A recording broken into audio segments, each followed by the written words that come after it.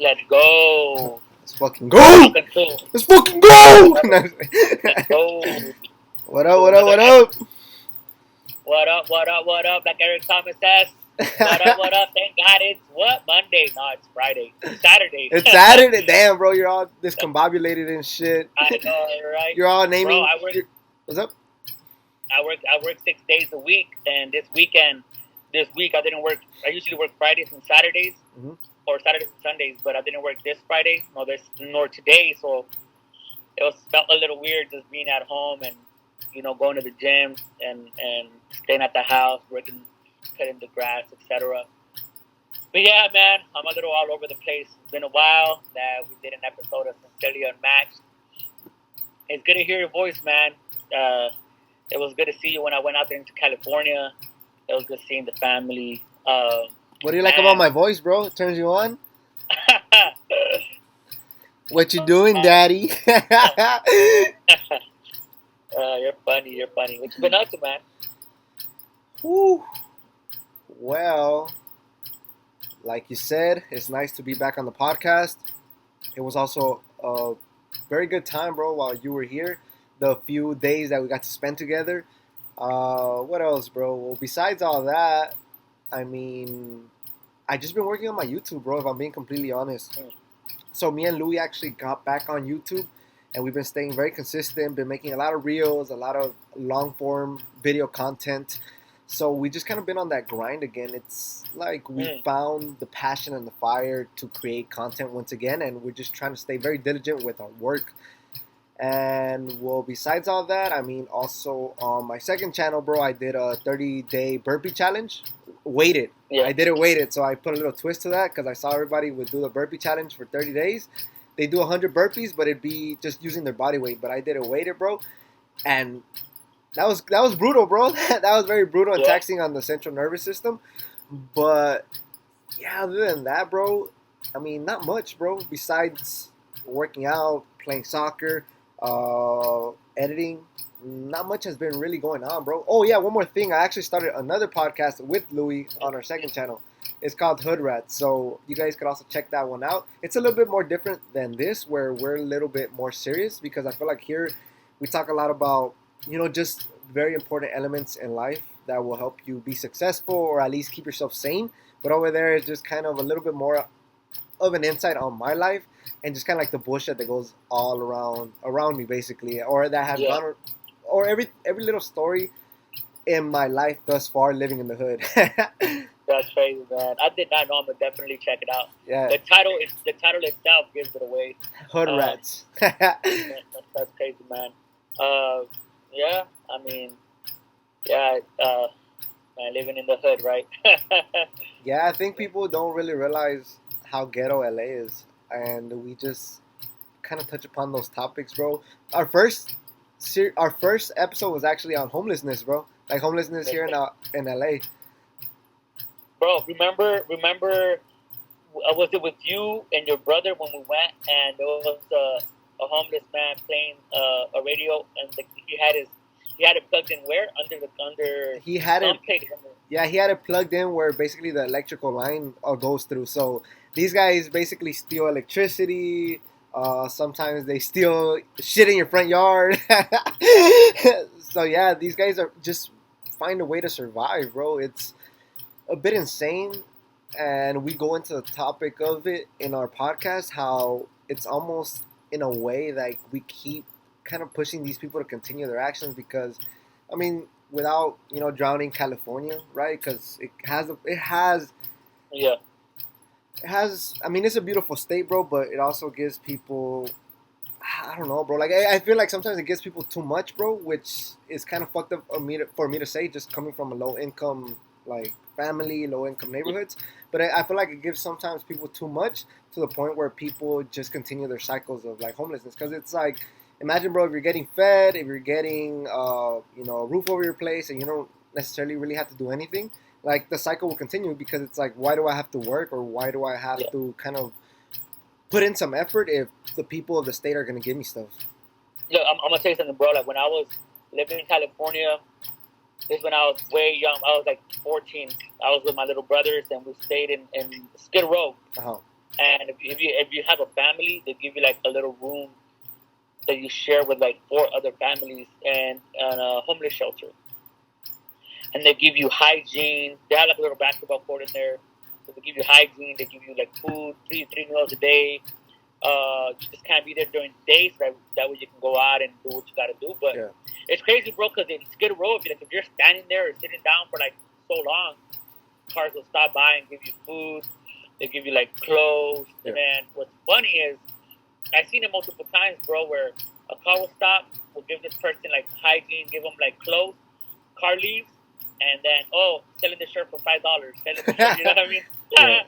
You know, like you would always see that all the time. I would always when it was Christmas or whatever, they'll give like toys to the kids, and then once it was over, you'll see the family selling toys. You know what I mean? Maybe just to get by or whatever. You know what I mean? Whatever it is. But like it's crazy because like even being back when I went this couple of months ago or last month I believe when I went, it was crazy because I was driving. I'm never gonna get an electric car no more. Huh? When I was driving, like I went to the hotel, bro, and on my way over there, I was like, you know what? Let me stop by Skid Row, and not even on my way, like even on my way there, like miles before I got there, you will still see homelessness everywhere, and I feel I feel like you like how you feel like. How do I say? You know, you said it best. Kind of like the state is giving them, so it's like disabling them from putting in work. From they're crippling them. So like, okay, the state's gonna take care of me. Yeah. You know, I'm gonna say it like this, bro. Before I left, my mom told me, she's like, hey, this is my mom telling me, hey, stay with me, live in the tent with me, and you don't have to work. Yeah. And I'm like, I love you, mom, but no, I gotta go. Yeah. You know what I mean? So I'm like, I've seen the mentality growing up, seeing how just growing up with somebody that we lived in Skid Row and or whatever homelessness. Yeah. You know, again, like where we're gonna eat, where we're going, etc., etc., etc. And it's kind of like brain damage in a sense. Like now you go back and you have a different income. I'm not saying that I'm the wealthiest. I'm not saying that I have it all together. Mm-hmm. But I'm grateful that I am where I'm at, and I'm just like, dang, like at least I have I have a job where if I'm hungry, I can go buy something to eat. You know what I mean? When I want to or where I want to. And for them, it's like so it just brings back memories. Like, dang, before I had to scrape by to get $5, and now I'm just like, damn, you know what I mean? It's like a different mindset. It's just like I'm just like, dang, like it makes me grateful to be where I'm at. You know what I mean? Yeah, and the thing is, Lewis kind of touched upon that, but it's also good, or it's a little bit reassuring hearing it from somebody that's actually lived that lifestyle. You get me? Like you've been there and you've actually have like personal experience. So it's not really like we're talking out of our ass. It's like you saw it. You saw it in flesh and blood, right? So you are like one of those people that I could actually like really talk about it because you've been there, you've done that, you were in those people's shoes, and you understand kind of like the mentality that they have, and also now being in a much better place, you understand kind of like not only the transition, bro, but you understand basically that there's levels to wherever it is that you're trying to get to, bro. Because I mean, if you stay at a very low level of thinking, you're always going to be at a low level.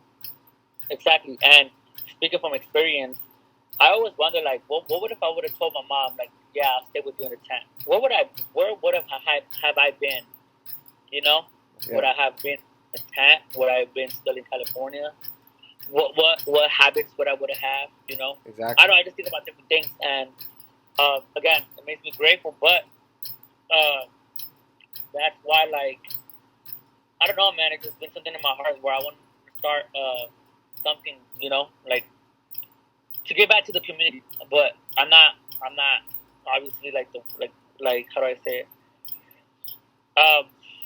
Funded. You know what I mean? Like I want to be able to be funded well, where I'm able to do these type of things because, Yeah, I get you. And it's funny, bro. Like two things. Like first, it's funny that you were talking about how sometimes people would give the homeless people like free things, and they would sell them. It's funny because Lewis just kind of shared with us a story about like how his family decided on one Christmas, bro, to give out tamales, and his dad, bro, kind of like the old school, old Mexican kind of style of thinking was like, hey son, like don't give them out tamales. They're not really gonna be that grateful. He's all like, yeah, bro. When me and my brothers went to go give them tamales, they're like, tamales again? Like the people that literally have no food on their table were complaining that these dudes were giving them tamales. Yeah. And another thing, Yeah. bro, about like giving back, that reminds me of a story when I was actually hanging out with a friend, and we were like, fuck, I forgot what city we were in, bro, but we decided to go to a 7-Eleven, and there was like this homeless dude asking us for something to eat, bro. Yeah. And I mean, there wasn't really anything around, so I gave this person, I believe it was like a $5 bill or $10 bill, and then my friend kind of looked at me like, hey, bro, like, why'd you give him like money? Like, Yeah. who's gonna give you that money back, bro? And he's like, oh, what if like one day you need that money, and like Yeah. who's gonna return that favor, right? Or these guys Yeah. are just gonna, or these guys are just taking your money and they're gonna use it to buy drugs, like that. You're not really helping them. But at the end of the day, I just kind of looked at it like, I did my part and I did my good deed, Yeah. and that's just my own deed. What he does with his money will be his own deed and his own decision. Because Of I course. mean, it's not like I'm like telling him, here, $5, bro, go buy yourself Yeah. a needle. You get me? It's not like, bro, Yeah. here, it's Yeah. $5. If you really need it for food, you're gonna make the right Okay. choice. If not, I Exactly. mean, you know, whatever you decide to do, I mean, that's your problem now. Yeah. I have a friend that he actually knew me when I was in Skid Row. His name is Ramsey, and bro, like every time like he would always like, it's crazy, bro, because I don't know if I ever shared this story before. I believe I have, where I didn't step in Hollywood until I was like 16, bro, and that was because of him, because he told me to get the metro to get there, and I was, wow, like me living in LA all my life, going to 14 different schools. How did I not know this? You know what I mean? Yeah. Anyways, like people make it seem like, oh, Hollywood, you know, is this and that, but you get there, and you're like, man, it's like Skid Row. You know what I mean? Yeah. But like he would always tell me like, look, 10%. You know, in the Bible, it's talking about giving 10%, right? So he would always give me money, and I'm like, he would always tell me the same thing you were saying, like. Because I would always tell him, how do you know what I'm going to do with this money? So he always would tell me, like, that's your choice. You're a man. And I was like 16, 15. He would tell me, you're a man. You know what you're going to do, right? Yeah. And bro, and funny thing to think about it now, bro, I'll use that money to, like, buy soap or buy food or buy cup of noodles or I'll buy beans. I'll give the money to my mom because she wouldn't work. So I'll buy beans and you know, so it can last for a whole week or whatever. Essentials. It's essential stuff, right? Yeah. But obviously, you know, you get older, sometimes you forget, and sometimes you don't, and it just, you know, it makes you just, I guess, like I always say, it just makes you more grateful. But other than that, bro, like I went to the gym today, and it's been a while that I've been to the gym. Changing the subject, by the way. It's all good. And bro, like it felt different, bro. Like the last time I went to the gym, bro, was the last time we did a podcast. You know, because I was always like, I felt like the drive, and it sounds like an excuse, because there shouldn't be no excuse of why I stopped going to the gym, or why mess up my routine over this, right? But I felt like I was too much into, like, you know, the podcast, the gym, you know, this and that, and then my friend was living with me, so we would push each other to go to the gym. Yeah. But it felt good, bro. It felt really good. It's been months, bro. It's been months, and kind of like miss that rush, you know. I miss that peace of being in the gym and just like focusing on myself, and you know, so different. Yeah, I learned a lot, bro, doing the 30-day 100 burpees challenge. Just because it just was, at first it was quite difficult because of the shock that you're bringing to your body, because it's like 100 burpees, bro, all the way up, all the way down, weighted vest.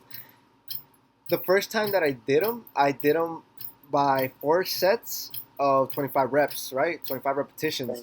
And I'm like, damn, bro, like this is hella hard. And I did that for like 30 days.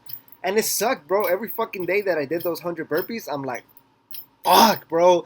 I would wake up and all I would be thinking about is like, how the fuck am I gonna get through the fucking day doing these burpees, bro?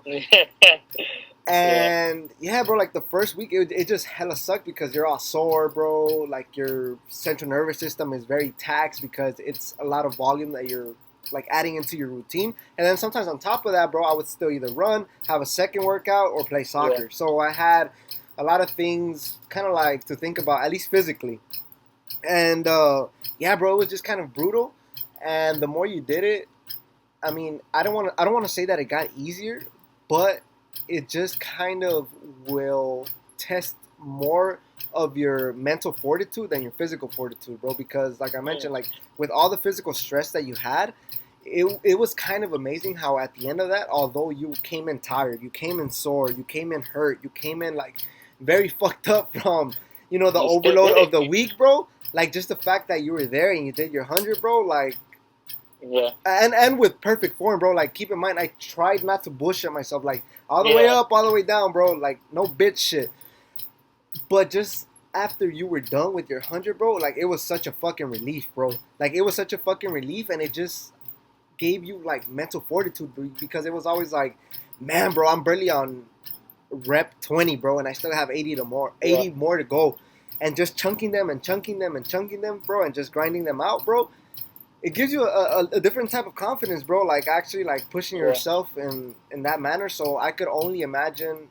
I mean, the confidence that you must feel at times, bro. Like having this overload of work where you're working 5 to 6 days a week, bro, and then ultimately having to go to the gym and then write your book and then hop on a podcast with me, bro. Like after, I'm guessing that you basically check all those things off your checklist. I bet it's like a really good high, bro. Honestly, bro, like there's times, like even before, like right now, I'm still writing the book and everything. Like I said, one thing that my brother told me, bro, that stay with me, bro. And the older I get, the more I get it. My brother told me one time, he says, "You know that one song by Dr. Dre, And I was like, "Which one?" He says, "We talked about like which one? All of them." all of them. When he talks about like perfecting the beat, right? Yeah. And I was like, wow, like. I get it. Like now, like I don't want to rush anything. When I was younger, I wanted to put music out. I don't care how it sounded, bro. Yeah.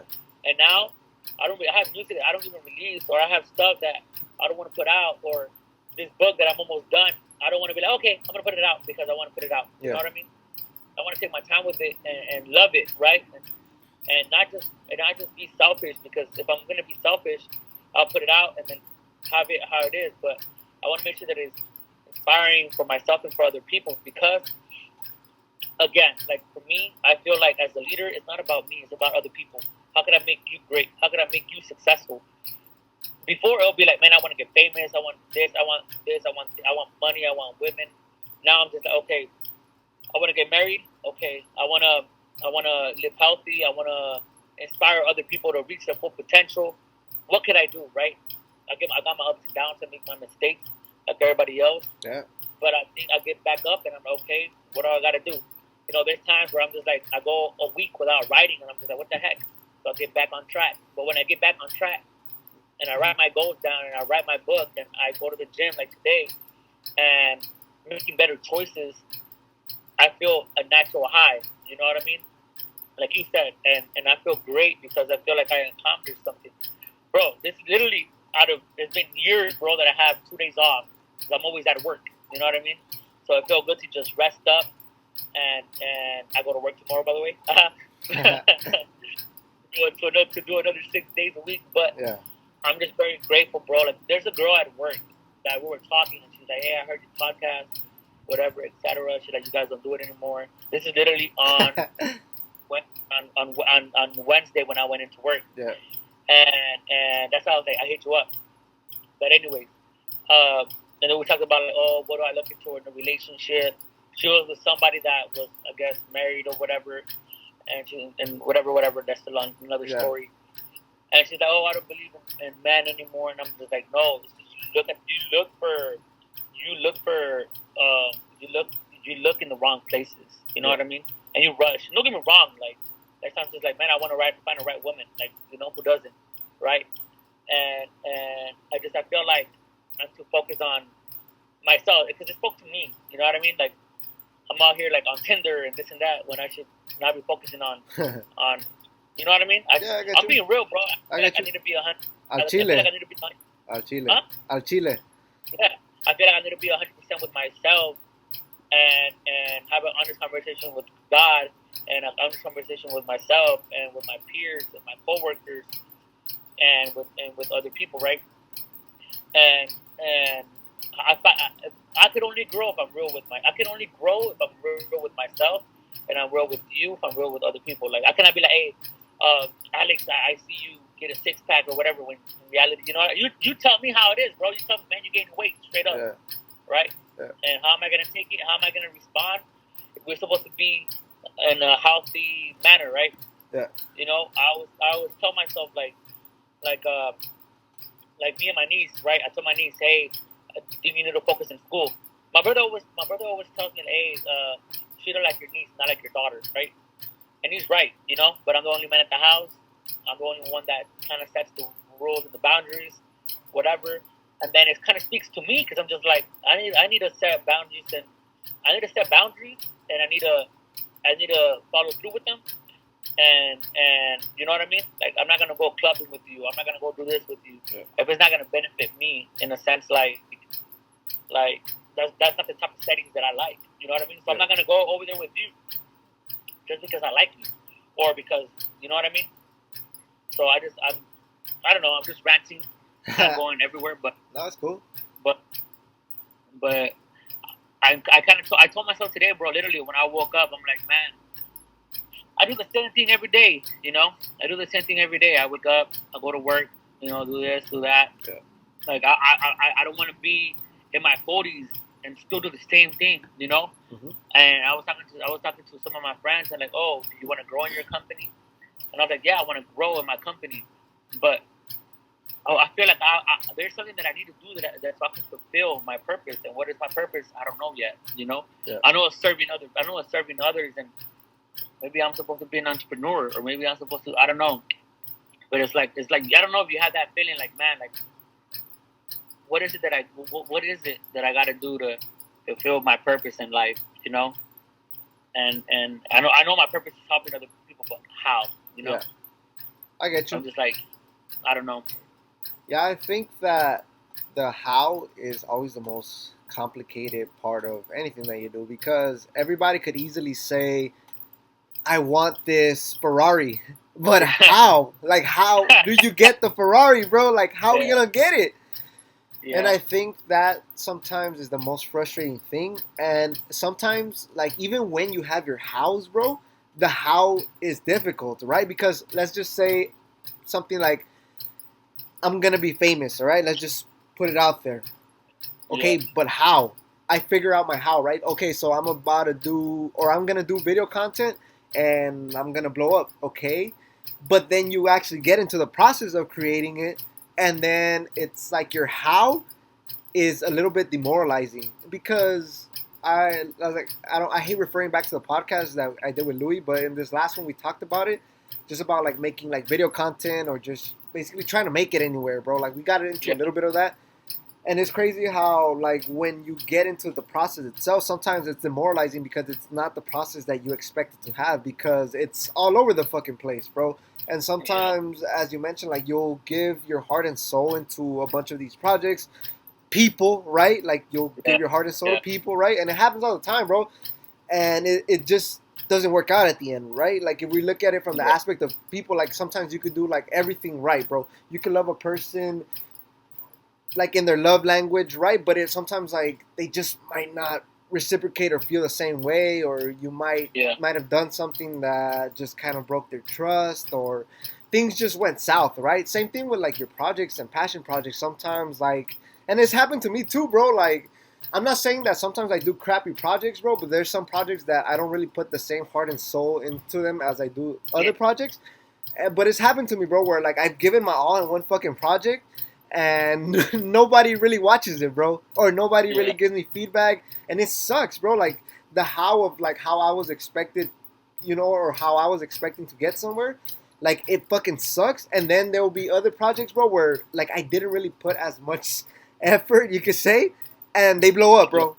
And it's like, I don't know sometimes, bro. It's like most of us, if we're being completely honest, bro, like we just don't know. Like the old saying goes, bro, the world is the blind leading the blind, bro. Sometimes, like, all we gotta do, bro, is just fucking take a chance, bro. Take a chance at something, bro. If it works, cool. If it doesn't, it's cool too, bro. Yeah, and it's crazy because I heard someone say, like, God will show you the vision, but not the plan, you know. And I'm just like, damn, cause we all, if my people don't have, it says in the word that if my people don't have vision, the people will perish, right? And I have a lot of visions, bro. I want to do this. I want to start a kind of like a ministry of like I'm reaching like certain people. Yeah. You know what I mean? Like I used to go to this church called Victory Outreach, and they'll reach the prostitutes, they'll reach people, the drug addicts, and they'll put them in homes, and like a rehab thing. And I was like, I don't know, is that like my calling? I don't know. I just like I think, and I'm just like, okay. I feel like I'm just too scared to try and fail. But I feel like that's what's stopping me, because I already had made a call to a friend who said I can help you out, but I just got to do certain things to get that process done, and I think I'm just like I need to step out in faith and take that first step. I don't know. Yeah, just take a chance, bro. Like I said, like sometimes we don't know. Like we honestly don't know. Like we don't know unless we just fucking throw ourselves out there and just fucking do it and just fucking bite down on your mouthpiece and take the shit that comes with it, bro. Like that's just literally it. Because even the things that you enjoy and the people that you love, they come with problems, bro. Like they will always come with problems, bro. Like nobody's perfect. Not every situation is perfect. Like, if I work with somebody and I really, really fucking like this person and we work day in and day out, bro, there's going to be a moment in time where we're going to bump heads, where we're not going to agree on shit, where maybe one of us isn't having a good day and there might be miscommunication and we fight or argue. Same thing with, like, our projects, bro, or our line of work. You get me? Like, I could have, I could be, I don't know, let's just say, like, I really wanted to be an artist, okay? Let's just say, okay, I could be an artist and I could love my job, bro. I could be rich. I could have this. I could have that, bro. But what if one day I'm in the studio, bro, and I don't like the person that I'm being featured with? Or what if one day I just don't like the bars that I write? Or what if one day I get into a fight with my management team? So, like, even all the things that you love and the people that you love, they're going to come with, like, shit, bro. Like, everybody comes with shit. Like, we all shit, bro. So, like, everybody's going to come with shit.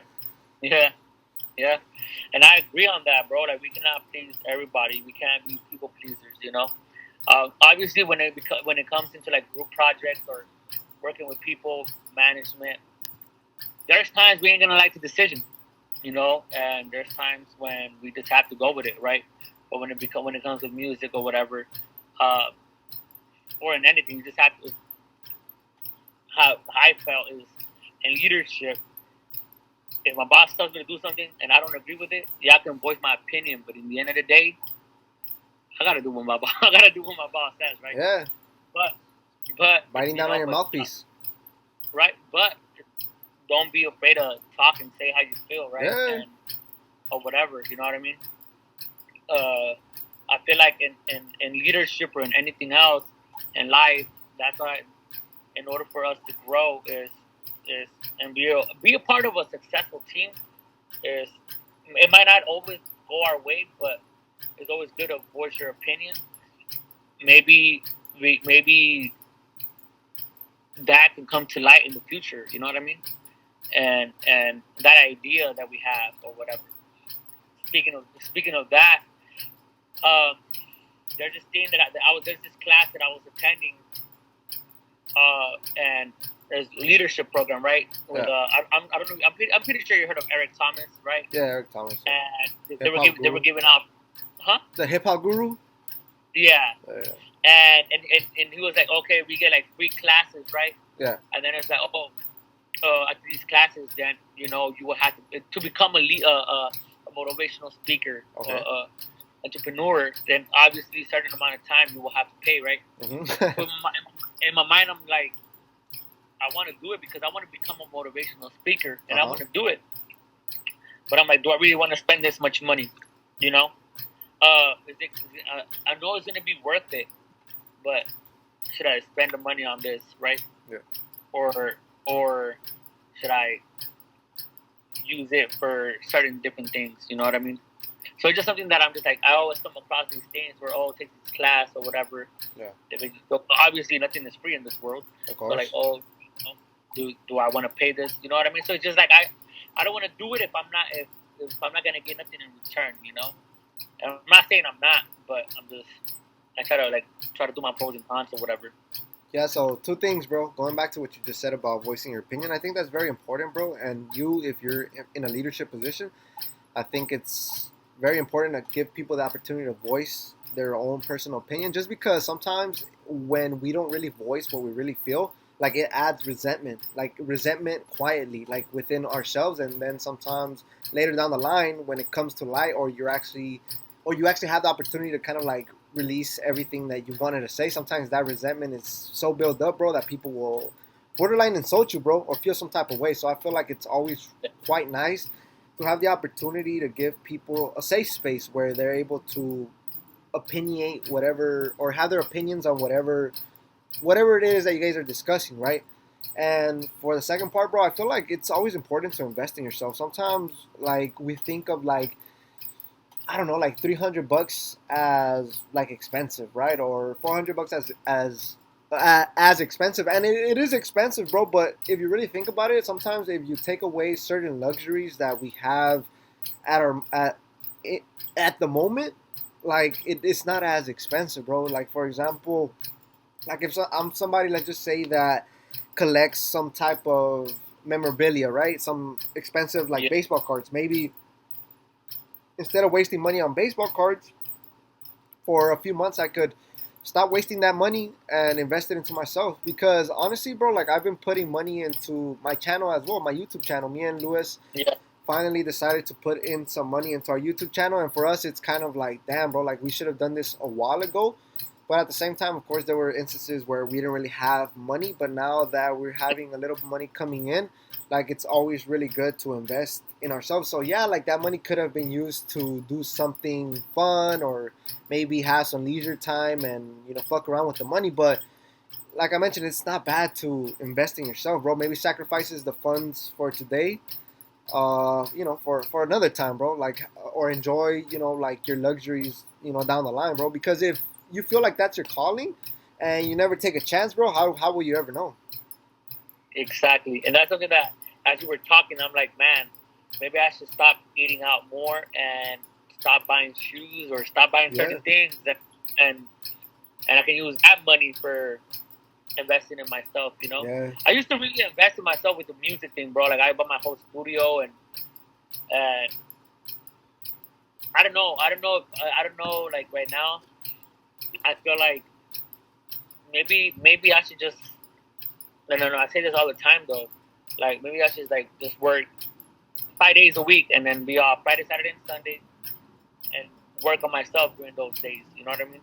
Like really, really, truly invest in myself and take that step. Maybe that's something that I really, really got to look into. Because like I said, bro, I work a lot. I work 6 days a week. Yeah.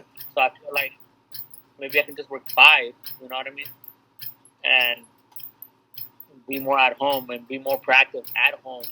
Like finish writing my book and go to the gym more or do meditation, prayer, or or talk to you or whoever. You know what I mean? Yeah. Connect with people. So I feel like that's something I really got to do. So I really got to stay focused on that. And I got a question for you though. Tell me. If you were to get the opportunity to become a motivational speaker and speak on a grand scale, how would you approach that whole situation? And what type of motivational speaker will you be? Or like what kind of energy would you bring onto the stage? You get me? Because there's so many different types of motivational speakers. So for example, we have a guy that's like Eric Thomas, that's go, go, go, go, like very like with a lot of energy, very uplifting, very aggressive. But then we also have people kind of like Inky Johnson, where he's like a little bit more calm but very straightforward. So what type of approach would you take if you were speaking to a large group of people? And at the same time, what do you think your motivational speaking style would be? I feel like I'll be more of the Icky Johnson. Inky Johnson? More mellow. Uh-huh. But I feel like in instances, if I would have to like speak to like, if I'm gonna speak in a conference, it'll be more of like a Icky Johnson. More like a conference vibe. But if it's gonna be like at a college or like with the team, like the soccer team, basketball, whatever, then I'll be more of a hype, Okay. more of a Eric Thomas. Give us something. Give us something, bro. Give us something. Give us a little motivational speech, bro. Might as well practice, bro. Might as well fucking practice. Give it a shot, bro. Manifest this shit. Let's go. Let's fucking go. Let's go. No, I feel there's times where like I would look at myself in the mirror, right? And I manifesting and I like talk to God. I'm like, okay, like this is something that I want to do, right? But going back to the whole thing, I'll give you something, man. Let's go. I'm gonna give you something right now. Check it out. Give us a minute. Give us a minute of motivational P-lap, my boy. I feel like. Hold on. My niece is knocking in my window. No. Honestly, I feel like I don't know, man. Honestly, I don't really like. I will have to like prepare. You know what I mean? But no. Hold on, because I got something. But if we don't do it right now, I'm gonna give you something right now. Check this out. If we don't do it right now, there's gonna be years, bro, where I think about myself and I look at myself in the mirror and I'm just like, my face is aging, right? And I'm getting older. And there's times I wake up out of bed and I'm just like, man, here goes another day of life where I wasted yesterday. What am I gonna do today, right? So I don't want to be all talk. I don't want to be, I'm gonna do this, and I'm gonna do that. I actually want to do something about it, right? But actions speak louder than words, and I kind of realized that already because before I used to be all talking, you know that, you know what I mean, bro. There was times when I'm gonna write a book, and when I was in high school, I'm gonna write a book, and I never did. I posted it on social media, and I never did, right? And I feel like when I keep things to myself, it happens, right? But I feel like it's time to let go of childish things and start acting and be active, not disactive, right? Be able, not disabled, right? Bro, there's people that don't have any legs and they still run. You know what I mean? There's people that don't have any arms and they are really disabled and they're able to do anything in life because they set their minds to it, right? And there's times I'm all like, oh, I'm grateful, but I'm kind of like spitting in their face to the people that are disabled because I have everything, right? And I'm capable to do it, but I don't do it because I'm being disrespectful to them and to my bloodline that believes in me. I'm being disrespectful to you. I'm being disrespectful to my family if I don't do something with my life, right? Maybe they don't care, or maybe they do care, or whatever. But I'm being disrespectful to my future kids because what I do now is gonna affect them. You know what I mean? Whatever you do right now is gonna affect their life. You know what I mean? And I feel like the time is now, and we're only getting older. We don't get tomorrow back. We don't get yesterday back. We don't get years back. You know what I mean? Time is very valuable. So whatever you do right now, that's gonna change your future. Whatever you eat, people think, oh man, and I'm a hypocrite because man, oh, we eat pizza right now, we can do this right now, eat all this crap right. If we eat all this crap right now, but in the future, you're gonna be all chunky, which I'm not talking bad about all of that, but you're gonna be unhealthy, right? If you drink a lot, which I'm guilty of, if you drink a lot. Every day is going to affect your liver, right? Yes, sir. But if you watch what you eat, if you do things in moderation, if you watch what you eat, if you watch what you watch, if you watch what you consume and who you hang around with, and be selective and all of that, then I feel like you can change your habits. I heard this quote that said, "Your habits decide your future." What did it say? You don't decide your future; your habit does, right? Your habits do. And whatever your habits are is going to decide where you're going to be in the future. And I was on the treadmill today and I was running, bro. I was on the treadmill for for like 30 minutes. And I was doing back. And I kept thinking to myself, I was like, what am I gonna do in the future when I'm not able to get up out of bed because I'm overweight? You know what I mean? Yeah. What am I gonna do when I'm not able to walk? If I have kids, to walk my future kids to the bus stop, but to go to their events, to be present. You know what I mean? Yeah. What am I gonna do in life? So I just like, I'm not saying not flashbacks, but like forward flash. Not just saying Flash forward. just thinking like thinking to the future. Like what am I gonna do, man? Like yes, you can always get money and work all this time and whatever, but it's, I know I always say this, but it's like what are you gonna do right now that's gonna change your mentality? That's why I'm trying to get more into reading. I'm reading right now, but more into reading. Honestly, bro, there's times I'm just like, man, I just want to get off social media because I watch my nieces get on social media, bro. I'm just like, they're so attached to their phones, and if I take the phones away, they throw a tantrum, right? And I'm just like, man, like I'm on the phone a lot, right? So it's like, do I wanna be on the phone all this time, or do I want to experience life, right? Do I wanna what do I wanna do to to to just better my future? You know what I mean? Better my future and better the people that are around me. You know, that's why I changed my circle, and I feel like when I changed my circle got smaller, bro, and I'm getting more healthier in the mind, more healthier where I'm at. You know. Yeah. You want to respond to your niece or what? Nah, she can wait a little bit. She can wait. She's with her friend, her friends, but no. With that being said, bro, I feel like there's times I just want to deactivate my social media, just you know, like just deactivate it for like a while. I think it's good, bro, to detox from social media.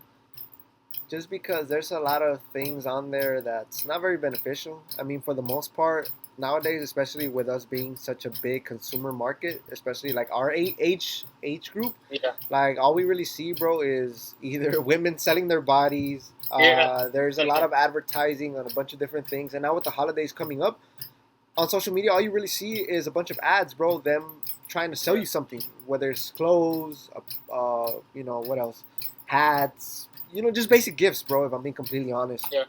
So, I mean, it's also really cool to, you know, step aside for a little bit. I mean, I've done it too, bro. Like, there's been instances where I'll be off of social media for like a month, bro, just kind of give my body a break and my mind especially. And it just puts you right in the right headspace again, bro, because now you're not really flooded with information. You're not flooded with things that arouse you. You're not flooded with a bunch of different like things because, yeah, like you mentioned, how it's also very important to understand what you consume and what you watch. And if you're constantly watching a variety of different things, like your emotions are all over the fucking place because it happens, bro. Like you'll be on Instagram and you'll see ass, sad post. It's like you were horny, and now you're sad, bro. You're a sad, horny fuck. But you get what I'm saying, bro. Like it just, it gets just. Sorry. Go for it. Go ahead. Yeah. So all I'm gonna say is that just social media puts your feelings all over the place, and you can't really focus and be with your thoughts alone, and that makes it difficult for people to communicate. Not just because like you're glued onto the phone, but it makes it difficult to communicate because you don't really know in what type of headspace you are because what you're watching, of course, affects your feelings, and also the fact that you're flooded with information doesn't allow you the opportunity to concentrate on one thing for a very long time. Especially like we mentioned in our first video or our first podcast, this short form format of like videos and content. I mean, it's not really good for us, bro, because it's just kind of deteriorating our focus and our concentration. No, and I agree, bro. And that's one of the reasons why, like, I want to get off like social media because of that, bro. I can't even be on Instagram without someone trying to sell their body. You know, and no. But being for real, like, I can't even be on social media without that, you know. And that's true. I don't know. I just feel like I'm just too distracted. I feel like, you know, I need to be more at peace, and you know, but yeah, just something I'm really thinking about, you know. Yeah. And you said it best. It's very distracting. It's very all you see is that, and like you said, with buy this, buy that, buy this, buy that, and I don't know. I really don't know, man. I want to grow. I want to outgrow my that self right there. You know what I mean? Yeah, and what's crazy is that these motherfuckers will show you like the most craziest shit to buy, bro. I mean, at one point, I even thought about like, damn, bro, I'm about to buy this fucking, what was it, bro? Like this axe, and I don't even know how to use a fucking axe, bro. What the fuck do I need this axe for? Hey, it's funny because I was on Instagram, right, and then it said, "Oh, buy this container. It's like an army container that keeps your water cool." Yeah. And I already have like 2 or 3. Do I need another one? Yeah, buy. You know what I mean? I'm just like tracking it. Or where is it at? You know what I mean? Yeah. And I get all excited. You know, I'm over here buying shorts and shirts and all that stuff, and I'm just like, man, I can just go to the store and buy it myself.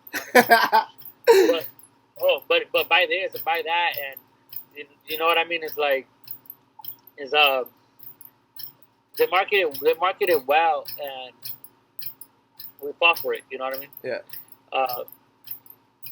We buy things we don't really need. You know, we buy things we don't really need. I went to the store one time and I was just like, oh, before I went on vacation, they're like, oh, buy one, get one free. And I'm just like, okay. I buy a shirt, get one free. I buy this. They're like, oh, you bought some shoes, you can get another pair for free. I'm like, oh, really? I bought like 3 pants and 3 shirts, and they were just like $350. I'm just like, whoa. I thought it was buy one, get one free. But, you know. I don't know if I ever explained to you this, bro, but you know that the supermarket is placed in a way, or it's, I don't know, was it you? I think I did tell you, bro, that the grocery stores, they're, for the most part, bro, if you really look at them, they're always kind of designed the same way. I don't know if you noticed that. Yeah. Have you noticed that? No. So I think most people don't really know this, bro, but most of the grocery stores are designed a certain way because the whole point of it is for you to buy and consume. That itself, bro, like will tell you basically who we are as a nation, right? Because we want people to continue buying and buying and buying, and like you mentioned, buy things that we don't necessarily need. Because okay, so if you go to a grocery store, bro, and you don't go with a list, you more than likely will overconsume. So this is how the grocery stores are made, bro, so you will actually buy more. So for the most part, in the sides, bro, especially like when you go enter a grocery store, to your right, what do you usually find, bro? Like lemons and yeah, exactly, right? The fresh shit, right? And it's crazy that you and me know this because it's all structured the same fucking way. And then what's in the back, bro? Like you go like this, right? And once you take the first left turn, what's that? Bread, meats, right? Yeah. So, okay, so if you go without a list, bro, and you're constantly making choices, this is how crazy and smart these motherfuckers that make these grocery stores are, bro, and how well they're designed and marketed for you to fucking buy more. So if you go without a list, bro, and you're constantly making decisions, to make decisions, bro, it actually takes willpower. It takes glucose, bro. So glucose being anything that's sugary, right? Yeah. So think about it like this. If you go in without a list and you're buying, you're wasting your glucose in your brain because you're constantly making decisions. And at the end of that, when you're about to check out and you need glucose because of all the decisions you make, what's there before you actually pay? What do they sell before that you actually pay? Next to cashier. Chocolate. Exactly, bro. So that itself is quick glucose. So that's why it's at the end of the checkout where you basically are making a last decision. Buy. You get me? Oh, I want some. It's funny you say that, bro. Because I went to the grocery store yesterday, and I was like, "No, was it yesterday? Oh, the day. Whoa, no, it was on Thanksgiving. Mm-hmm. My brother went to go get something, and I went to go get barbecue sauce, and he was like, should I get some gum? I said, I literally said that, and I was like, nah, I don't need it. Yeah. You know. Because of the fact that our body craves sugar, bro. After making all that decision, it just kind of like, hey, there's still one more thing you might need or what, motherfucker? So, yeah, that's why most of the layouts of grocery stores are built the same way, bro. They're made for you to actually continue buying stuff. And at the end, even the last purchase, it's like, damn, bro, like there might be one more thing that you're going to buy, which is most likely some chocolate bar, sugar, something sugary. I don't know. I don't know if you know this, but in the bottom shelves, in the liquor in the stores, in the bottom shelves, it's always like candy. Right? I don't know if you know, like all, you know why though, right? For the kids. Yeah. I found out. I was like, wow, that's so dang true. So damn true. Yeah, it's all a marketing scheme, bro. Just for you to continue consuming, basically consuming whatever it is that they're selling, bro. So it's just wild, bro. Like, it's wild when you really think about it and you really sit down and just kind of understand why things are placed where they're at.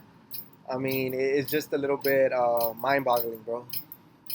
Yeah, it's crazy. You said that because now that you said it, I'm just like, I'm thinking of the layout of a store. You know, it's crazy. It's really crazy to me how it is. They have the bread, and they have the snacks, and they have all the meats and all that stuff, and that's crazy to me. Yeah, so like a basic layout. It's the fruit is on the right. In the back, it's like before you enter that first move to the left.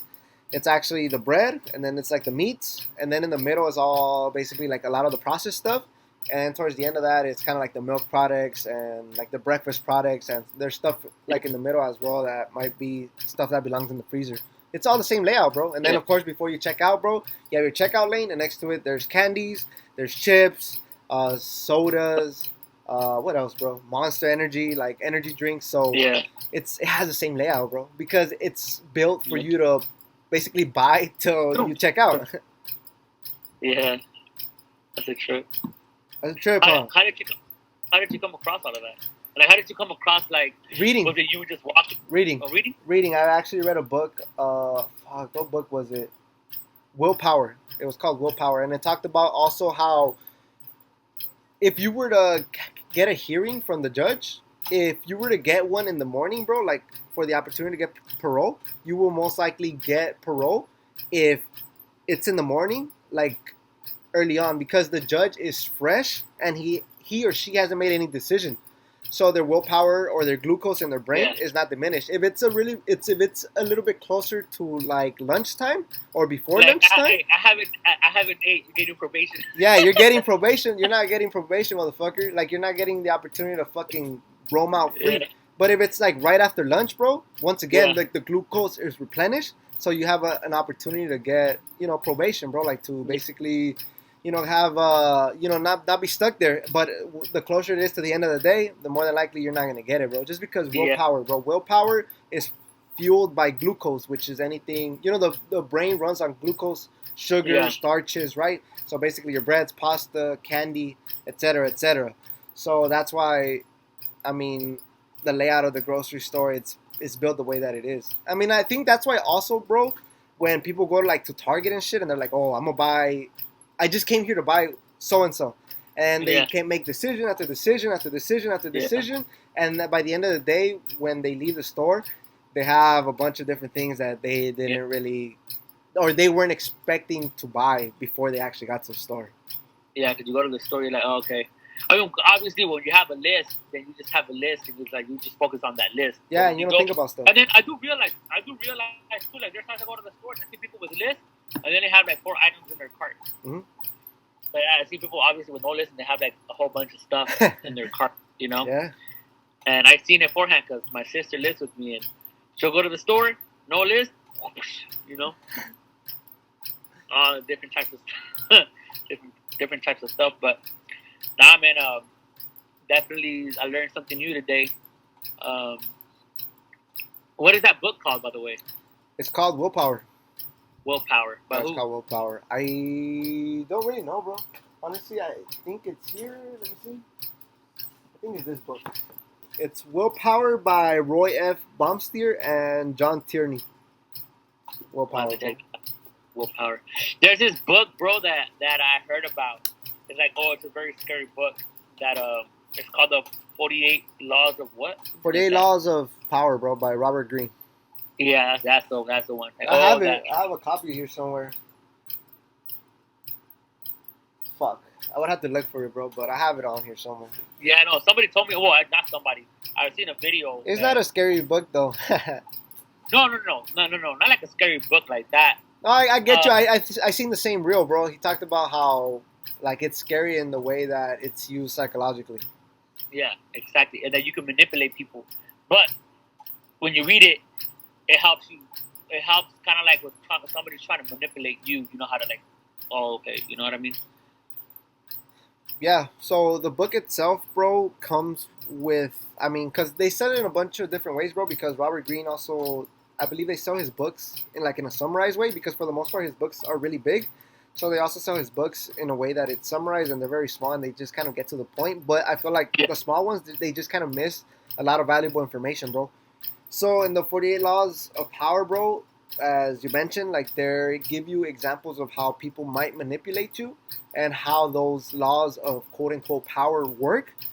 But it also gives you a way in which people kind of tried to go against those powers, bro, and they backfilled. Uh, they just failed, bro. So for example, like the first law, bro, it's like don't outshine the master. So it gives you like a way in which the power was actually used in the correct form and a way Mm-hmm. in which it failed. So for the first one, if I remember correctly, it's don't outshine the master. And the first story that it tells, bro, and the way it actually failed was that there was actually a king that was on his way out. And the king was going to have a successor, right? Yeah. But the successor was gonna, fuck, if I remember correctly, he was gonna throw a big party, bro, because the king was leaving, or like the king was leaving, and he was gonna be the new king, and he just kind of wanted to throw like a big party for his coming of of being a king, right? Yeah. And basically, he throws a big party, bro, and the people were saying that this party that he threw was way better than the previous king, right? Yeah. And so what ended up happening is that the old king kind of was hearing what the people were saying, and since he was being outshunned by the person that was gonna succeed him as king, Yeah. he didn't let go of his throne. What? Yeah, so he stayed as king, Yeah. and so that's kind of how the first kind of law failed, right? And on the other hand, the way it succeeded was, I don't know if you recall who Galileo is. Who? Galileo. Oh yeah. Yeah. Who is Galileo. that? Yeah. Who is that? It's a guy. It's something.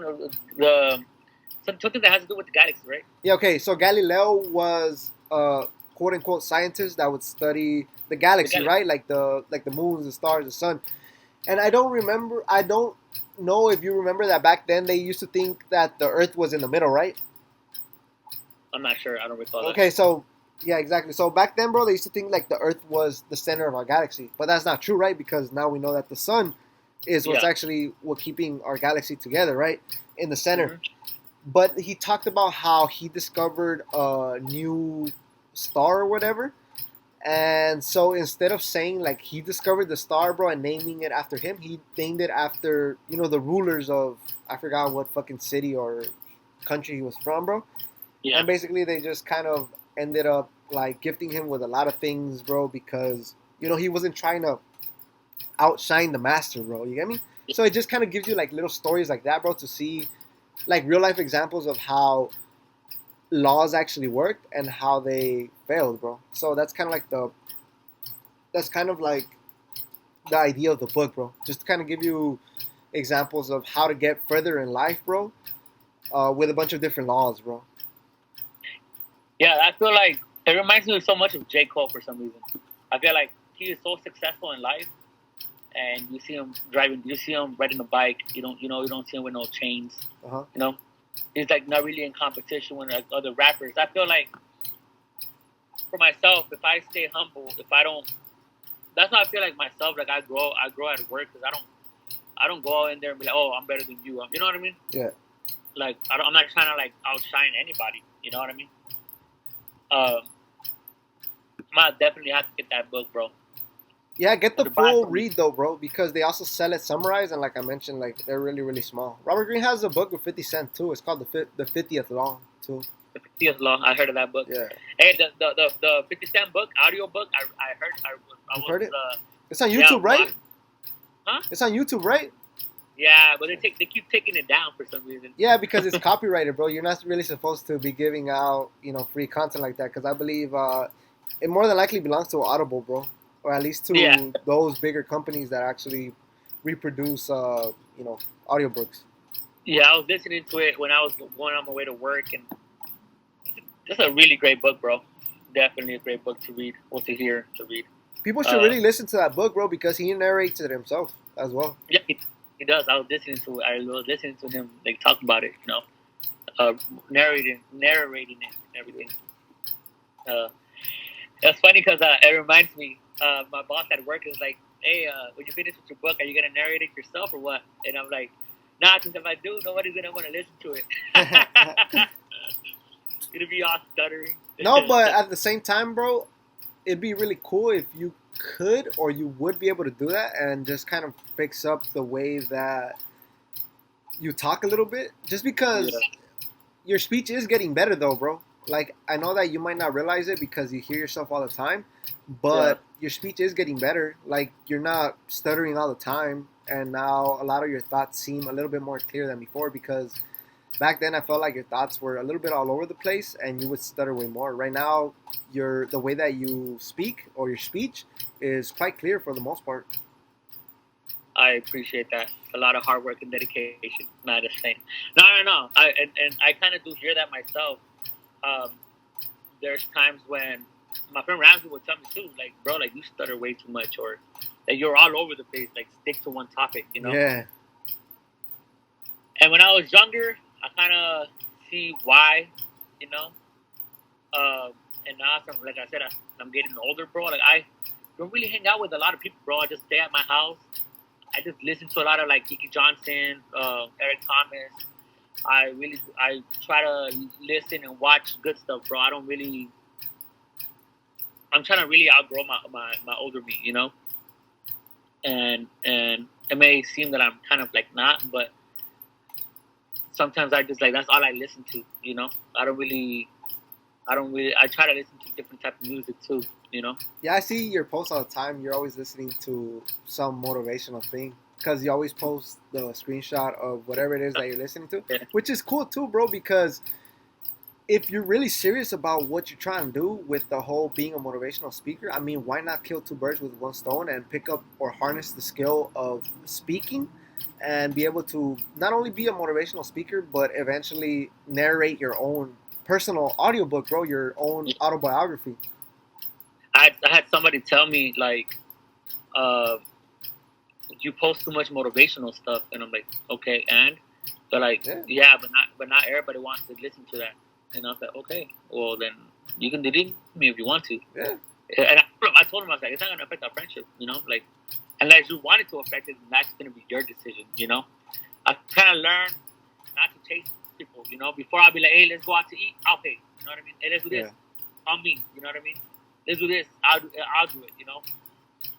And I felt like it was always me texting first. I feel like it was always me, hey, let's do this. It was always me doing this. But the moment I stopped all of that, kind of really wasn't getting that back. yeah, So it kind of rearranged where I'm supposed to be, and actually hang out with people that actually care. yeah. People that actually want to invest in my life as I do in return. Um, I want to hang out with people that, hey, like, I'm supposed to hang out with this girl uh, next this weekend coming up. We're Yeah. supposed to go read and have some coffee. Yeah. I like that, bro. I don't want somebody to, hey, let's go to the bar, let's go drink, let's go to the clubs. Yeah. So I feel like it's to help me start.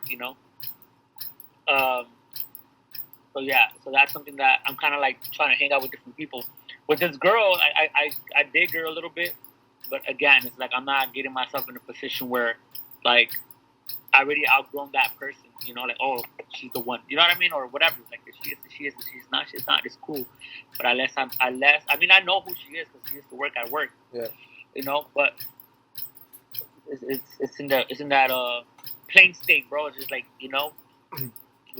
whatever it is. I'm just trying to live by God's will. If it's His will, and if it's not, then it's not. You know what I mean? Yeah, I think it's very But important to surround yourself with people that have similar morals and similar ethics as you, just because I mean, if you're also hanging out with people that are doing things at random, you're always gonna get random results with people, and sometimes, I mean, that's not really worth it, bro. Because at the end of the day, you might get kind of off track of whatever it is that you're trying to accomplish, and at the same time, you might end up in a very bad situations with these people just because their visions, their goals, their morals don't align with yours. You get me? And then sometimes you're Yeah. even put in predicaments, bro, where it's like you're battling between your morals themselves and actually trying to appeal to whatever this person is doing or whatever this person's intentions are for you, basically. Yeah. And that's what we have to be like very watchful because like you never know like what somebody's really intention is. You know what I mean? So I don't know. I just try. I'm like I said. I'm very more watchful of like again who I hang out with or whatever, or how I speak to certain people because to me, bro, like the way I speak to you is the way I speak to my boss, is the way I speak to like everybody else. You know what I mean? But Yeah. to my nieces and to everybody else, like my family members, I try to speak the same way. But obviously, like we have our own relationship, right? Yeah, yeah, But I don't change my character. You know what I mean? I try not to cuss, right? yeah. So I'm not at the house cussing all the time because I try not to cuss. But I am, But motherfucker. No, I'm just playing. I'm just playing. I'm just playing. but you know what I mean? Like at work, I try not to cuss either. But like whatever you do, like that saying, whatever you do in private, that's who you really are, right? Yeah. You know, and that's something that I don't want to be. I don't want to be at home like cussing and whatever, right? Yeah. And because then it's gonna be I'm fake. You know what I mean? And I'm not even faking other people. I'm faking myself. You know. And there's a saying that you can fake everybody else, but you can't fake yourself, and you can't fake God, right? That's true. So that's something that I'm trying to like outgrow myself. Like, okay, like I want to definitely do something that I don't want. I don't want to do something that I don't want nobody to do to me, right? So it's something that I just kind of like constantly try to like live by. Like, okay, I got to do better for myself, and what am I gonna do for other people? You know, and not to expect anything in return. You know, like that's where the gift is at, bro. When you just give when you don't. You know what I mean? Yeah.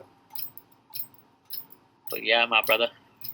Nah, that's cool, man. That's really cool Yeah. because a lot of people will end up losing their morals, bro, for people that they quote unquote love, bro. Which sometimes, if we're being honest, is just infatuation. Because there's some people out there, bro, and I hate to say it or hate to refer to like the love is blind, right? Like when you're infatuated with somebody or when you're quote unquote with love or you're in love with somebody, sometimes people do crazy shit and they'll go against basically their principles, bro, like who they are and what they stand for just because they want to impress somebody or they want this other person to like them or love them, and so they'll just kind of like change the person that they are. Yeah, exactly, and that's something that, bro, I've seen a lot of people at work, bro, like do like crazy stuff, and I'm just like, man, like over this, you know what I mean? Yeah. Or and I don't really want to talk about it, but or bring that up, but I've seen a lot of people do dumb stuff over quote unquote love when it's just not really love, it's lust. You know what I mean? Yeah, it's infatuation, bro. I also have a friend. I'm not really gonna throw him under the bus, but this dude falls in love so much, bro. And he's had consistent girlfriends. He's had consistent girlfriends, but it gets to a point where, I mean, it's cool, bro. Like getting your girl stuff and going on trips with your girl after a while, bro. But this guy will just jump into this shit while at the same time giving these women that and more. And I believe this dude got his girlfriend a car, bro, not so long ago. And keep in mind, they haven't really been together. Yeah, they've been together for like about a year, I want to say. But, I mean, even then, that's kind of like a big purchase for a year because a lot of people, I mean, without really sounding too negative or sounding too pessimistic, I mean, they don't really last for a long ass time. Because honestly, with his last girlfriend, without me, like I said, like not trying to give out too many clues on who this person is, they lasted for a long time, bro. And they went everywhere together. They did a whole shitload of stuff together, and at the end, it just kind of didn't work out.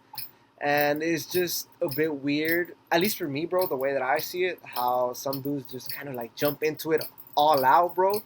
And it hasn't even been anything. I'm not saying that it's not serious, bro, but I don't know. It just seems very minimal. Me, like, it's crazy, bro, because that's like that's marriage type of stuff. Like, if we're Yeah. married, apart. But me, like, bro, like, I'll get you like some flowers.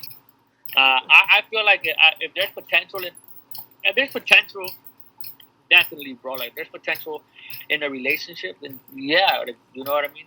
That's the way that I am. Like, if I see potential, I'll get you flowers, whatever. Yeah.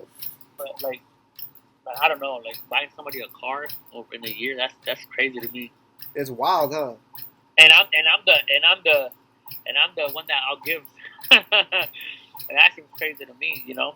I think that's where a lot of dudes fuck up, though, too, bro, because think about it like this: if you're setting that bar like so fucking high at the beginning without making like the woman actually, I mean, I'm not saying, I mean, I shouldn't really be talking, bro, just because I don't really know how the relationship is on the inside, but I'm just saying, it's like you guys hardly ever went through anything. You get me? Because a lot of people put all of these people that they meet or that they're infatuated with or they're in love with on a pedestal, and it's like you guys haven't even really gone through something rough. Like you guys haven't really had anything like life changing where that person would stick by you or they see you at a moment where you're not at your best. It's like, dude, all she's really seen for the most part is you at your best, and she's always gonna be expecting these grandiose, like very expensive things. You get me? Yeah. And who knows? Like I might be talking out of my ass, and maybe hopefully, like I'm just saying, hopefully, because I don't want to sound pessimistic. Like I said, they last forever and for a long time at least. But yeah, bro, like it just seems kind of. It seems like such a big, quick sort of move, and I don't really think they've gone through anything that will be like, oh yeah, this person definitely is gonna be in my life for a long time, because it's like you guys haven't really gone through anything, bro. Because I feel like that's kind of like the most important thing, bro. Like going through something, bro, because that's when people's true colors, true test of character actually comes out, bro. Bro, I couldn't agree more with you, bro. Like that, definitely. Like if you only see them at their best, but what about their worst? Yeah, exactly. Like, how are you gonna react? You know what I mean? You know what I mean? How you gonna react to that? Especially giving gifts that are like that expensive. That's expensive. You know. I feel like I said, bro, I'm a giver. I like to give, but like that's for me, that's an extreme. Like I would not do that. And that's like expensive. Marriage type of stuff. But then again, it's like, yeah, like giving too much is like they're gonna get if you give me too much, I could do whatever. You know what I mean? Yeah. He'll give me anything, and it shouldn't be like that. It should be 50-50 in a relationship, But yeah, man, I don't know. Yeah, it was. I saw that and I was like, bruh. I mean, it's cool though, bro. Like, if you have it, you have it, and if you can do that, that's dope too. You get me? And like I said, like I hope they last forever or for a long time at least. I think that's dope, but yeah. I wouldn't really go out my way, at least not for somebody that I've met or known for or been with for less than a year, and go all out on a gift like that, like you mentioned. That's just, I don't know. That seems kind of like you mentioned, like borderline, like a marriage gift, bro. Like something where you guys have already been together for a very long time and are married or have kids or whatever. But yeah, I was like, man, bro, that's fucking crazy. I'll be your girlfriend. I'll be shit. Need a car. I need a car too. Shit. That's crazy, man. That's insane. Nah, yeah, that's wild, bro. That's wild. So, hopefully, whoever it is, glasses. You know what I mean? Yeah, I hope so too, bro. I really hope so too, because as I mentioned, this person actually had a girlfriend for a very long time and treated her the same way, bro. Like, the dude is a good dude, but yeah, this guy just goes all out, bro. All out, like it's frustrating, bro, because that's my brother, bro. That's my boy, but at the same time, like, I can't really tell him nothing. At the end of the day, he's a man. He's gonna make his own choices, and even if I were to guide him or at least give him some critical feedback, it's not really like he would listen to me anyways. Yeah, that's crazy. Yeah, I mean, all you can do is just give advice, Yeah. and hopefully she's a good girl, and I don't know who it is, and I don't know who this girl is, so I mean, all I can say is hopefully they last, like you said, Yeah. and but yeah, man. So before I close out this podcast, bro, let's just kind of talk about our moments in LA, bro. I mean, we touched upon that at the beginning, bro, but we Yeah. really didn't go into detail on what we actually did while you were out here in LA. Yeah, I rented an electric car, which was crazy to me. I just wanted to try something new. What did we? Oh, we planned a lot of things that we didn't do. Like always. like always. It was cool, man. You and Louis came through, and I ate before y'all came, and then we ate again and again. It was pretty cool. What else did we do? We ended up going to Korean barbecue. We ended up going to Korean barbecue with our cousins, and then after that, on Sunday, we actually ended up going to Riverside for a little bit, and that's basically all we did, bro. That's true. We had a good talk on the way to Riverside and on the way back, and then we went to go see your old neighborhood, remember? Yeah, we went to Tierra Mia too, bro. And then it was crazy, bro. When I was in Riverside, bro, like it was crazy because I went for this person that passed away, and I used to live with him for like 5 years. And then the next day was literally my brother's daughter's baptism. So it was just crazy, like a different type of emotion. And then I went back to where I used to live with them, and it was just a moment, man. We was just like, dang, this is where it's like time passes by so quick, and that's why we're supposed to be like, you know what I mean, like cherish where we're at right now, cherish the people, but also cherish the environment, the moment we're on, Because right now, this moment that we're having, we're not going to have this moment. We are, because we're recording it. Yeah. And it's going to be, but we're not going to have this, like, live interaction, And that's what, like, I was telling, like, some of my friends, bro, like, that I really want to connect. I really want to, my friend Ramsey, like, we talk every once a week or twice a week. And we was like, man, let's try to make it at least every Friday, right? So that's something that I want to do. I want to be able to, because I'm really bad at like keeping in touch. Yeah. So that's something I'm working on. But other than that, bro, it was cool being in LA, bro. It was good being in California. Traffic was horrible. As always. Like always, bro. Like literally a 1 hour drive turned into like almost a 4 hour drive. Yeah. I had to use the restroom. It was bad. It was cool, man. It was cool to see the family. It was cool to be, see the cousins again and the uncles and the aunties, and it's cool, man. Yeah, I think that people that visit LA should kind of keep in mind of the traffic, and it would probably be a little bit more ideal that instead of being here for a few days, you at least have like a week and some change, bro. Because to do everything that you would want to do in LA is very difficult, very hard, bro. Yeah. And the traffic makes it that much harder. So, yeah, I think that anybody that visits LA, they should really take a very extended vacation, if I'm being completely honest, because a few days, it just doesn't really cut it, bro. And then the time in LA moves so fast, bro, that by the next thing you know, bro, like you could be on your first day just getting there, and next thing you know, you're on your plane back. For real, bro. Like, we were talking about that the other day. I said it. It was what, like three days that I went. Yeah. And bro, those days went by so quick. They go in a blink of an eye, bro. Yeah, bro. I went to go hang out with my friend for like an hour and like 30 minutes. And I gotta go. You know what I mean? Then the next person, oh snap, I gotta go. So definitely, like, you're right, bro. Hopefully, I go, in December and for a longer period of time.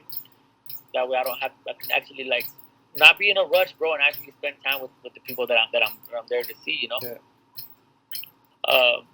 I have one of my friends, grandma and grandpa. They stay at the base, and they have like a RV by the beach. And they're like, oh, you don't have to spend for the hotel. And I was like, say less. I'm there. I'm there.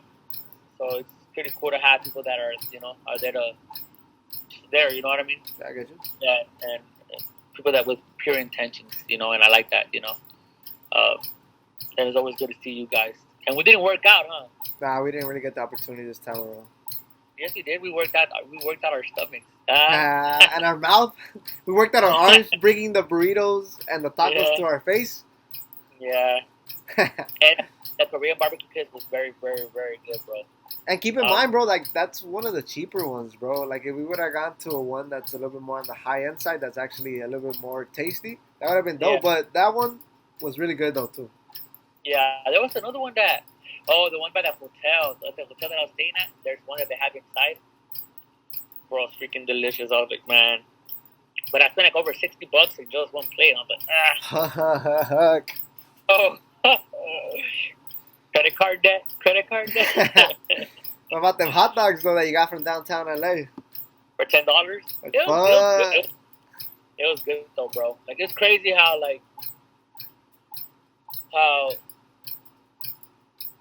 something so simple could just, you know what I mean?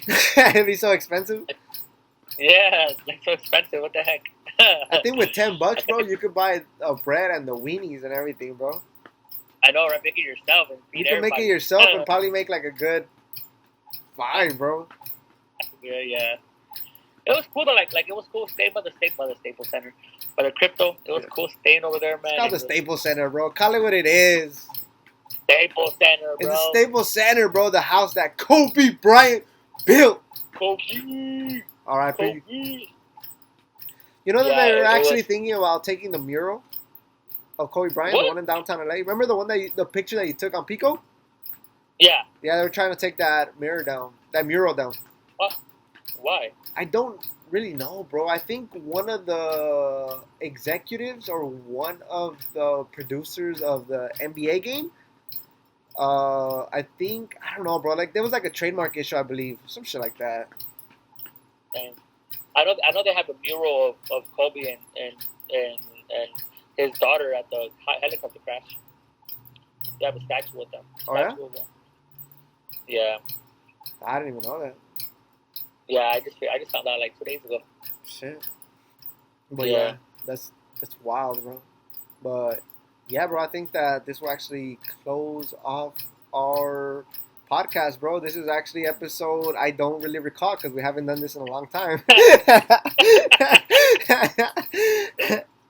I think it's episode 21, I think. Yeah, I think for us not being as active and as consistent as we should have been, I think that this podcast ran pretty smoothly, don't you think? Yeah, I think so. I think it was very good. I mean, I just seen you, so I feel like, it's a very, even though we haven't did the podcast for a while, you're right, it ran smoothly, but even though, I seen you, it was like, It doesn't feel like we missed a beat, right? I mean, it feels like we've been consistent even though we haven't. Yeah, even though we haven't, that's what I was trying to say. It just feels like fresh. Like smooth, right? Smooth, yeah. Like a wine. Like a winito cut. Yeah, bro. It's cool, man. It's good talking to you, man.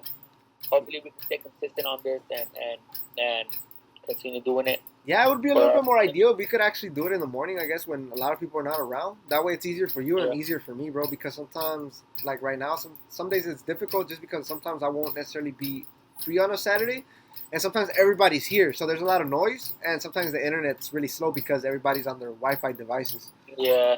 I honestly, bro, I feel like a morning will be work best, Perfect, bro. Right? My nieces are at school. There's nobody at the house. Yeah.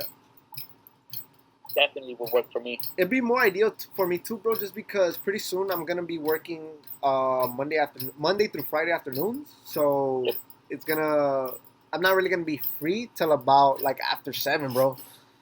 That's cool, bro. We can do that whenever. Let me know the day, and we can make it happen, bro. Yeah, that way people won't really question our absence. Because I've had some people too that were like, "Hey, bro, when are you guys gonna hop on?" And then I had another person saying, "Oh yeah, you guys were my favorite podcast until you guys stopped posting shit." I'm like, damn. Now we're like. Yeah, I had some people too. My bosses. I told my boss I was in the gym right now, and I told my boss I was like, "Oh, this podcast." He's like, "Really?" Like, yeah, I haven't did it in a while. He's like, "Yeah, for real, you do the podcast." He's like, "That's cool." Tell Alex I said hi, and I was like, "I'll let him know." Yeah, I'm gonna try to Yeah, I'm gonna try to be more consistent. The only thing is sometimes it's difficult, bro, just because I myself am stuck in a social media in the social media world or in the social media platforms. So it takes me a while to edit this, put this on audio, make snippets and reels Yeah. that you guys actually see on Instagram. And then on top of that, bro, I have my own content going on, which also takes a lot of time because I have to add the texting, the diagrams, the pictures. Sometimes I actually have to move the pictures around, so Yeah. create animations.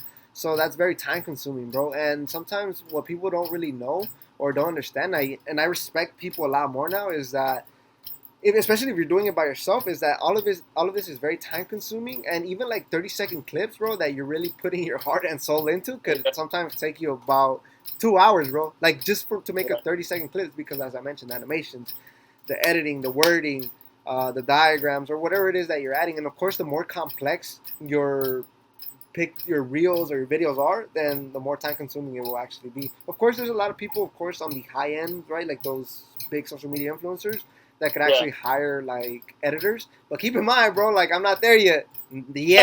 So I have to do everything myself. So that's why it's very time consuming. And sometimes, I mean, I don't really want to say like, oh, fuck, like it's the hardest job in the world, because it really isn't. But it does take a lot of concentration, a lot of focus, and it's a craft.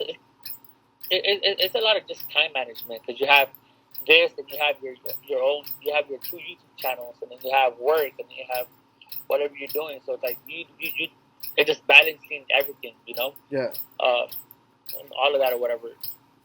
So and then even you have to even fix the audio, right? Yeah. Sometimes you have to like work on the audio, so it's like not just the video itself, but you know, try to make it sound crisp or whatever. Mm-hmm. It's crazy because there was this guy was talking to me like, oh, I want to be on the podcast. I want to go in the studio, and I was like, no, we record, you know, we record, like, shit.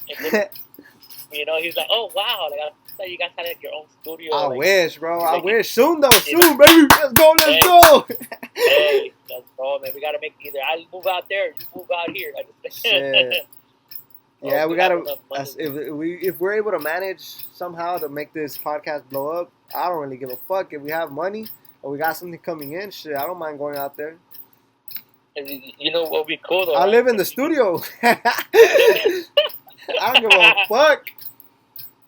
Yeah, bro, you can move over here, or like we can fly. I can fly out. We can fly out. You know what I mean? But it'll be cool, bro. Like, definitely, I love having this podcast, man. I love that we can talk about just a lot of different things, man. And I know this podcast is a lot of really like more like professional platform. Yeah. We'll talk about leadership and all of that, and you have your other one where you mess around or whatever. But I'm gonna have you on that one, bro. Man. I'm gonna have you on that one soon. Yeah, hopefully when you come, bro, in LA, we have something already scheduled and planned. And hopefully we'll have you on that shit. Because it'd be cool, bro, because right there we just kind of fuck around a little bit more. Just because we're telling our stories from the hood, bro. Like, it's more personal. And I'm not as professional there as I am here. Because over there, I'm not going to lie, I let my potty mouth get the best of me. Right here, I'm trying to be very professional. Trying to keep everything as clean as I possibly can. Here and there, I'll cuss, bro. But over there, I'm a menace, baby. I'm a menace. No, but yeah, it's over there. I'm just having a shitload of fun, if I'm being completely honest, and just spewing out my life story, bro. Like the things that I don't necessarily talk about on my own personal channel neither, just because on my personal channel, I myself also keep it very professional. But yeah, like over there, we're just really having a blast, bro, because we're just kind of letting our thoughts just kind of run wild and just kind of giving you guys a little bit more of an inside look on my life and just kind of like the ghetto-ness and ratchetness of growing up in South Central LA, bro. Let's go! While drinking juice in the hood. I wish, bro. Right? And like, I'm sure you've seen a lot, bro. Like, yeah. I'm sure you've seen a lot, man. Yeah, our first podcast, a lot of people were like, damn, bro, you guys really got into it. And some people were like, are some of those stories real? Because if you don't live it, bro, they seem a bit absurd, or they seem like very strange, or they just seem like stories that don't really happen, bro. Like some of the stories and some of the things that have happened to us, like they don't seem like regular day occurrences, but they happen, bro. Like I'm not gonna go out my way and give you guys a false story, bro. Like all of the things that I'm telling you guys on that podcast are all real, bro. Yeah. It's crazy, bro. I trust me. At work, as soon as they know, oh, you're from LA, what part? I tell them, they're like, oh, for real? Like, yeah. And I tell them some stories. They're like, oh, that's crazy. Like, not here, like not over here. And it's crazy because over here, like where I stay at, there's hardly any buses that pass, right? Yeah. So like, if I tell them over there, bro, like there's people touching themselves in the bus. Yeah, hell yeah. Or like people doing, like people just have no clothes or whatever. You're just like, wow, that's crazy, and they don't, because they're not from over there. You know what I mean? Over here it's more country. I'm gonna tell you a crazy ass story, bro. One of the last few weeks, I think I've already told you this, but one of the last few weeks, I was actually working at my old job at the old gym that I used to work at. I was actually coming home from school. I was actually coming home from work, right, on the bus. Yeah. And keep in mind, bro, I'm coming from like the downtown LA area, right? Because it's like the art district is part of downtown, right? So I was coming back home, and usually I like to stand up, bro, just because I come home at night, and just the safety of it, just like I mentioned and you mentioned, it's kind of ghetto, bro. And then coming from downtown LA, a lot of weird people hop on, so it's always really cool to just be on my feet, bro, just in case I have to sock somebody in the mouth. You feel me? So I was coming back from downtown LA, and there was like some homeless dude in the back, and for whatever reason, bro, like this day, like the bus was pretty packed, bro. But like I mentioned, like I just stand, and I was standing really close to the driver. I was literally standing in the back of the line where you're supposed to stand from, like to not be so close to the fucking driver, bro. Yeah. And so I was entering the HP area, right? Or for you guys that don't know, there's this place called Huntington Park, or we just kind of name it HP, and it just has like a bunch of, it's just kind of like a one big street where they sell like a variety of different things, right? It's like mostly mom and pop shops where they sell like anything you could think of, like the cheapest shit, the fakest shit you could think of, they sell it at HP. So we were going through there, bro, and then I hear like bus driver in the back, and they're like bus driver and shit. And like I didn't really pay too much attention to it because like I said, like there was a lot of people, and I couldn't really see because there was like people kind of like next to me, so I couldn't really see over and shit. Yeah. And so I was looking, right? I'm like, fuck, like what's going on? And they're like, bus driver, look at this guy. And then like in the next stop, bro, like the people in the back started leaving, food. And tell me why there was this guy that was faced the opposite way on his knees, and he had his ass cheeks wide fucking open, bro. And his like when I look back, bro, his asshole was like right there, bro. He was holding his ass cheeks like together, bro, on drugs and shit. And then like it was funny because everybody started leaving the bus, and then there was an old ass lady that yells out, "Aquí huele culo!" And all of us just got off, bro. But yeah, that dude was just there, fool, ass cheeks spread wide open, keeping his ass cheeks open and shit. And yeah, everybody was just getting out the bus, fool. And I look back, like, oh fuck, this nigga has his fucking like his nalgas all abiertas and shit. Like, fuck, bro, I'm off the shit. Yeah, and then like the next, and then the next bus, he was opening the door. He was opening the door to his cheeks, basically. But yeah, then we hopped on the, on the next bus, right? And the bus driver told him like, "Hey, everybody, get off the bus." The next bus driver that arrives, everybody goes in for free, right? Because of this homeless dude, this weird homeless dude. And yeah, we hopped on the next bus and ended up going home. And then like while we were going home, I mean, she was calling the cops, basically. That's crazy. Dude. Yeah, that's crazy, bro. Crazy ass stories like that, bro. So yeah, like if you guys want a little bit more stories like that, go check out our podcast. It's called Hood Rats. I'll probably leave a link in the description box, bro. If you're listening to it on YouTube. YouTube. That's crazy though, man. Like it just takes me back, bro. The other times I was in the bus, like it's a trip. It's a trip to me. I haven't been on the bus in a while, or the train station. And you'll see a lot of crazy stuff.